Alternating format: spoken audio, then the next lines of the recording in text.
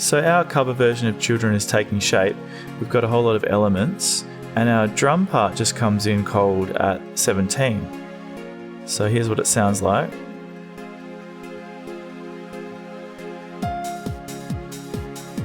But one of the sort of iconic classic things to do in electronic dance music, or EDM, is actually done in the original Children, where you have a snare drum just doing a whole lot of 16th notes going ticka ticka ticka ticka ticka ticka.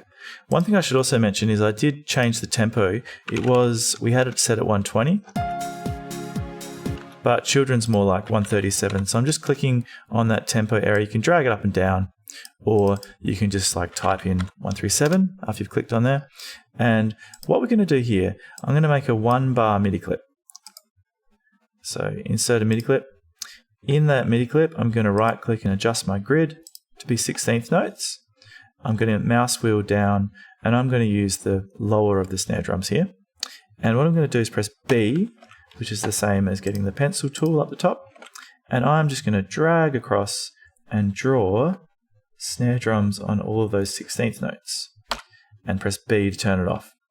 Next thing I'm going to do is make that repeat 8 times. I've dragged the edge of it so it loops, and I want this final one to be different, so I'm actually going to split that last bar.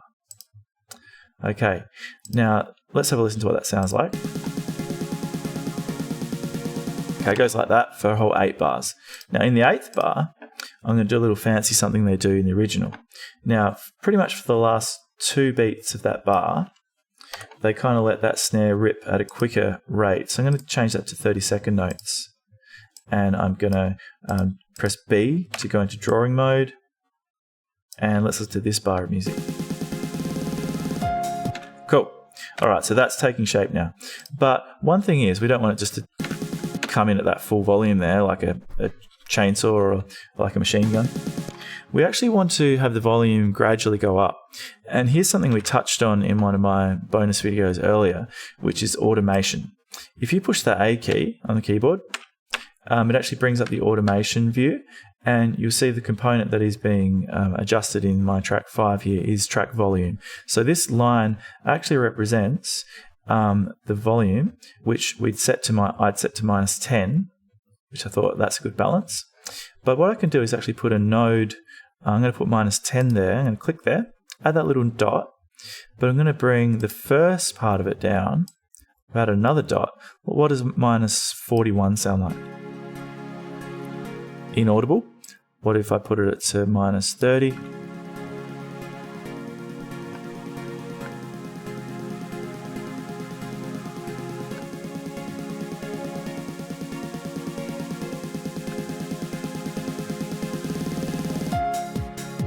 Pretty much what we want.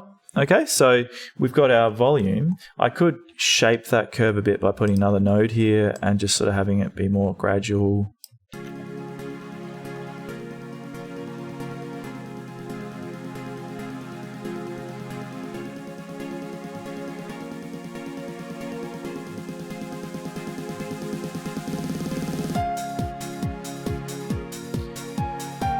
Okay, so that is how we would use that kind of build up with those semiquavers or 16th notes. How we'd also use that sort of faster repetition there, like a flam kind of sound. And also how we would use volume automation, pressing A to get the volume key up. Another shortcut key we used today was B to toggle that pencil tool on and off, which lets you draw those elements in nicely rather than having to click them all in.